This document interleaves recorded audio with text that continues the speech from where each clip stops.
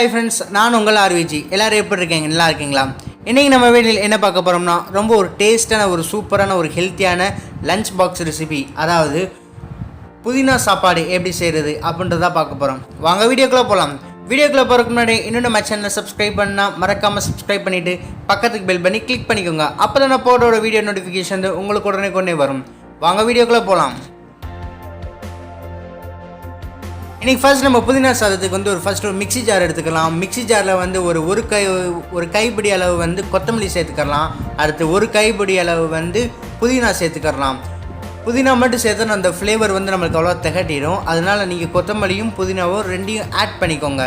Equal ரேஷியோவாக எடுத்துக்கோங்க.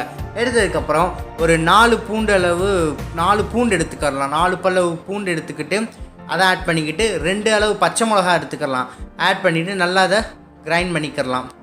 நல்லா ஸ்மூத்தாக கிரைண்ட் பண்ணியாச்சு. லைட்டாக வாட்டர் ஆட் பண்ணி நல்லா அந்த மாதிரி கன்சிஸ்டன்சியில் நல்லா கிரைண்ட் பண்ணிக்கோங்க. இந்த கிரைண்ட் பண்ணதில் வந்து நம்ம ஓரமாக வச்சுக்கலாம். அடுத்து வந்து மசாலா நம்ம பார்த்துக்கலாம். அதாவது கல்பாசம், அப்புறம் ஸ்டார் அன்னாச்சி, கிராம்பு, பட்டை, அப்புறம் பிரியாணி இலை, அப்புறம் சோம்பு, சீரகம், அப்புறம் முந்திரி பருப்பு இதெல்லாம் ஆட் பண்ணிக்கலாம். இப்போ வந்து குக்கரை வந்து ஹீட் பண்ணிக்கலாம். குக்கரை ஹீட் பண்ணதுக்கப்புறம் ஒரு 2 டேபிள் ஸ்பூன் அளவு வந்து நீங்கள் நெய் ஆட் பண்ணிக்கலாம். நான் வந்து இன்றைக்கி வந்து நல்லெண்ணெய் ஆட் பண்ணிக்கிறேன். ஏன்னா நல்லெண்ணெய் ஃப்ளேவர் வந்து இந்த சாப்பாடுக்கு ரொம்ப சூப்பரான டேஸ்ட்டாக இருக்கும். அதனால் இப்போ வந்து நம்ம எடுத்து வச்சு இந்த மசாலா ஐட்டம்ஸ் எல்லாத்தையும் இதில் போட்டு, இந்த மசாலா இல்லாமல் நல்லா அந்த எண்ணெயிலே லைட்டாக கோல்டன் ப்ரௌன் அளவு வரைக்கும் நல்லா பொரியணும். அந்த பொரிஞ்சால் தான் அதோடய ஃப்ளேவர் இருக்கே அடடட அல்டிமேட் தான், வேறு லெவலாக இருக்கும். நீங்கள் பிரியாணி செய்யும் போதே அந்த ஃபீல் பண்ணியிருப்பீங்க அதோடய ஃப்ளேவரை. இப்போ இந்தளவுக்கு நல்லா ஃப்ரை ஆனதுக்கப்புறம் நம்ம கிரைண்ட் பண்ணி வச்சுருந்தோம்ல, அதாவது மிக்சியில் போட்டு அரைச்சி வச்சுருந்தோம் புதினா, கொத்தமல்லி தழை, மிளகா, அப்புறம் பூண்டு, இது எல்லாத்தையும் நல்லா மிக்ஸ் பண்ணி வச்சுருந்த எடுத்து இப்போ நம்ம அந்த எண்ணெயில் ஆட் பண்ணிடலாம். அந்த எண்ணெயிலே அந்த பச்சை வாடை போகிற அளவுக்கு நல்லா மிக்ஸ் பண்ணி விட்டுக்கிட்டே இருக்கணும். அப்போ தான் நம்மளோட சாப்பாடு வந்து ரொம்ப டேஸ்டான ரெசிப்பியாக நம்மளுக்கு வரும்.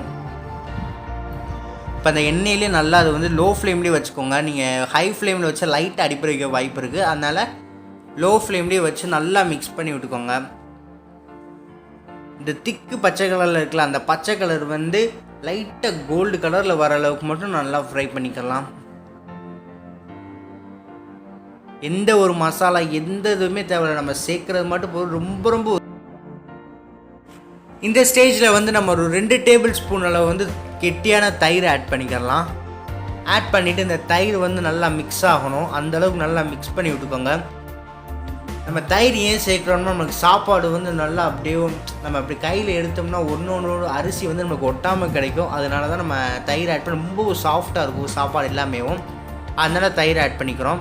இங்கே பிரியாணிக்கே தயிர் ஆட் பண்ணுறது காரணமே அதான். நல்லா அந்த தயிரை நல்லா மிக்ஸ் பண்ணி விட்டுக்கோங்க. இப்போ வந்து பார்த்திங்களா, இந்த கரெக்டான பக்குவம் வந்து கரெக்டாக இருக்குது. இந்த ஸ்டேஜில் வந்து நம்ம தண்ணி ஆட் பண்ணிக்கிறோம். அரிசிக்கு தேவையான தண்ணி ஆட் பண்ணிக்கிறோம். 2 கப் அளவு வந்து அரிசி எடுத்திருந்தேன். அந்த அரிசியை வந்து ஒரு 10 நிமிஷத்துக்கு முன்னாடி ஊற வச்சு நான் அதை வந்து வாஷ் பண்ணி ரெடியாக எடுத்து வச்சுருக்கேன். 2 கப் அரிசிக்கு வந்து நீங்கள் வந்து 4 கப் அளவு வந்து தண்ணி ஆட் பண்ணிக்கோங்க. நான் வந்து இன்றைக்கி பாஸ்மதி அரிசி, சீரக சம்பா அரிசி அது எதுவுமே எடுக்கல. வீட்டில் நம்ம ரெகுலராக யூஸ் பண்ணுற நார்மல் ரைஸ் தான், அரிசி தான் நான் எடுத்திருக்கேன். நீங்கள் அதவே யூஸ் பண்ணிக்கலாம். இன்னொரு பாஸ்மதி அரிசி நான் யூஸ் பண்ணி இதே ரெசிபி வந்து நான் இன்னொரு வீடியோவில் கண்டிப்பாக நான் உங்களுக்காக போடுறேன்.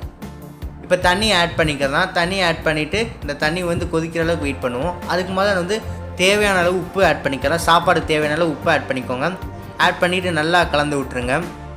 உங்களுக்கு காரம் பத்தலை அப்படின்னு நீங்கள் நினச்சிங்கன்னா இந்த ஸ்டேஜில் வந்து நீங்கள் அந்த வாட்டர் குழம்பு ஒரு 1/2 டேபிள் ஸ்பூனில் வந்து சில்லி பவுடர் ஆட் பண்ணிக்கோங்க.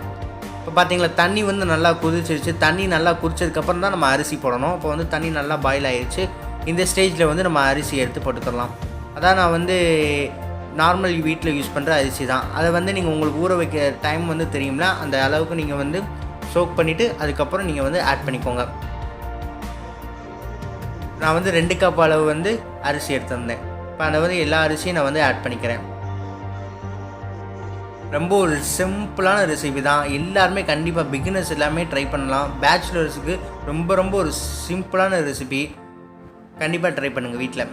பார்த்தீங்களா, அரிசியை வந்து இப்போ எல்லாமே ஆட் பண்ணிவிட்டோம். ஆட் பண்ணிவிட்டு இந்த ஸ்டேஜில் வந்து நீங்கள் உப்பு கரெக்டாக இருக்கா அப்படின்னு செக் பண்ணிக்கோங்க. பத்தலாட்டி இப்போ ஆட் பண்ணிக்கோங்க. இப்போ வந்து குக்கரை வந்து நம்ம மூடிடலாம். மூடிட்டு ஒரு 2 விசில் பார்த்து எடுத்துக்கோங்க. இப்போ வந்து விசில் வந்து இப்போ எல்லாமே அடங்கிருச்சு. இந்த ஸ்டேஜில் நம்ம ஓப்பன் பண்ணிடலாம். பார்த்தீங்களா, ரொம்ப ரொம்ப ஒரு சூப்பராக நம்மளுக்கு ரெடியாக இருக்குது. அதான் அரிசி எதுவுமே குலையாமல் நம்மளுக்கு வந்து பர்ஃபெக்டாக ரெடியாக இருக்குது. பார்த்தீங்களா, வாவ், அதோட ஸ்மெல்லே நம்மளுக்கு அல்டிமேட்டு தான், வேறு லெவலாக இருக்குது. க்ரீன் ரைஸ் நம்மளுக்கு வந்து ரெடி ஆகிடுச்சு. அதாவது மின்ட் ரைஸ் புதினா சாதம் வந்து நம்ம ரெடி பண்ணிட்டோம். அவ்வளோதான். ரொம்ப நல்லா பார்த்திங்கன்னா நல்லா பொலன்னு நல்லா சூப்பராக வந்திருக்கு. அப்படியே நம்மளுக்கு அந்த சூடோடு சாப்பிட்டோம்னா வேறு லெவல் தான். இதுக்கு சைடிஷ் நீங்கள் எது வேணால் வச்சு சாப்பிட்லாம். அப்படியே கூட சாப்பிட்லாம். டேஸ்ட் அல்டிமேட்டு தான். ரொம்ப ஹெல்த்தியான ரெசிபி. குழந்தைங்களுக்கெல்லாம் ரொம்ப கொடுத்தா ரொம்ப விரும்பி சாப்பிடுவாங்க. அவ்வளோதான் ஃப்ரெண்ட்ஸ், என்னோட டேஸ்டியாக நம்ம ஒரு சூப்பரான புதினா சாதம் வந்து ரெடி பண்ணிட்டோம். இதை நீங்கள் கண்டிப்பாக வீட்டில் ட்ரை பண்ணி பார்த்துட்டு ஃபீட்பேக்கை மறக்காமல் கமெண்ட் பாக்ஸில் கமெண்ட் பண்ணுங்கள். இந்த வீடியோ உங்களுக்கு பிடிச்சிச்சுன்னா லைக் பண்ணுங்கள், ஷேர் பண்ணுங்கள், கமெண்ட் பண்ணுங்கள். மறக்காமல் உங்கள் ஃப்ரெண்ட்ஸுக்கு ஷேர் பண்ணி நம்ம சேனலை சப்ஸ்கிரைப் பண்ண சொல்லுங்கள். சப்ஸ்கிரைப் பண்ணிவிட்டு பக்கத்துக்கு பெல் பண்ணி கிளிக் பண்ண சொல்லுங்கள். அப்போ தான் நான் போகிற வீடியோ நோட்டிஃபிகேஷன் வந்து உங்களுக்கு உடனே வரும். இனி வரக்கூடிய வீடியோ எல்லாமே ஸ்வீட் ரிலேட்டடாக தான் இருக்கும். ஏன்னா நம்ம தீபாவளி வந்து நம்மளுக்கு வந்து நெருங்கிக்கிட்டே இருக்குது. அப்போ தீபாவளிக்கு என்ன நம்ம ஸ்வீட் செய்கிறோமோ அந்த ஸ்வீட் எல்லாமே நம்ம ஆர்விச் குக்கிங் சேனலில் கண்டிப்பாக நம்ம அப்லோட் பண்ணுவோம். இன்னும் வருங்க வீடியோ எல்லாமே ஸ்வீட் ரெசிபி, கார ரெசிபி, அதாவது தீபாவளிக்கு ரிலேட்டடான ரெசிபி தான் நம்மளுக்கு வந்து போட போகிறோம். கண்டிப்பாக வாட்ச் பண்ணி நல்லா என்ஜாய் பண்ணுங்கள். தேங்க்ஸ் ஃபார் வாட்சிங் திஸ் வீடியோ. இன்னொரு அருமையான ரெசிபி நம்ம சந்திக்கலாம்.